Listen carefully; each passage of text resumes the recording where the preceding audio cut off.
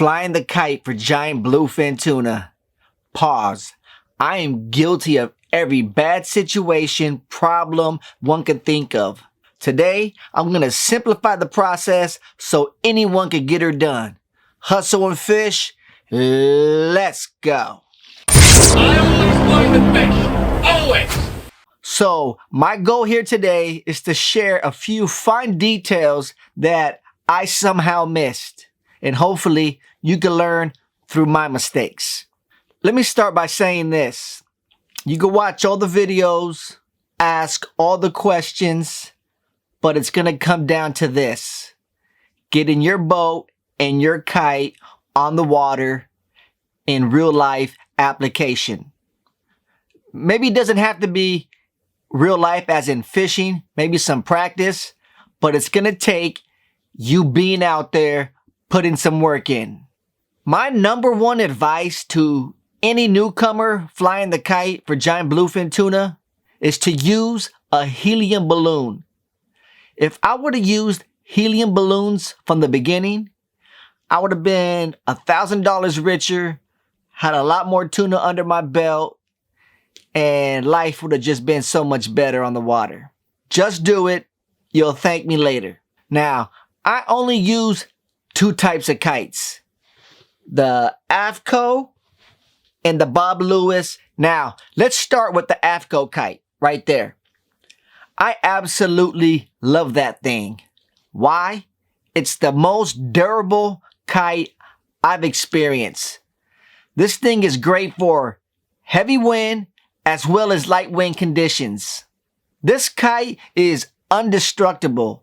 Now, this kite might have been made with the same materials of Benjamin Franklin's kite when he was flying a kite for electricity. This thing is amazing. Even though it's my go-to for the heavy wind situations, I've used it as well in light wind situations. A great feature of this kite is that it comes with two sets of kite sticks. One for heavy wind, one for light wind. The light wind is a lot smaller. The heavy wind is a lot bigger. And they both get her done. Now, with all that being said, the AFCO kite is not my go-to. Actually, the Bob Lewis Extra Light is my go-to kite. Real quick, I want to announce the winner of last week's episode, Real Frozen Flying Fish vs. Plastic. The fish taped out at 212. And the winner was Mendez 4047, who weighed in at 215. Congratulations, Mendez 4047. I'll be sending you a message shortly on how to get your prize. Now, if you didn't win, guess the weight of this tuna right here. Leave your answer in the comment and I'll find them and then I'll find you. Now, back to business.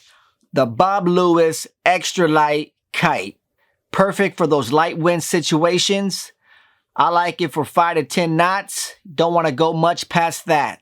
You also do not want to travel with this kite in the air. I've broken one or two of them being lazy and not bringing it in. And I was just driving, let's just say past 10 to 12 knots. Good wind flow.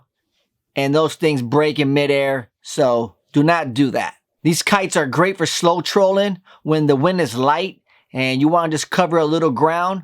I typically drive around 5 to 8 knots, shooting for 7 knots as my sweet spot. I also like to fish it with the boat just bumping in gear and out of gear in those low wind situations. The Bob Lewis Extra Light Kite is basically your last hope of getting a kite in the air in those very low wind situations. I'm talking about maybe 5 knots.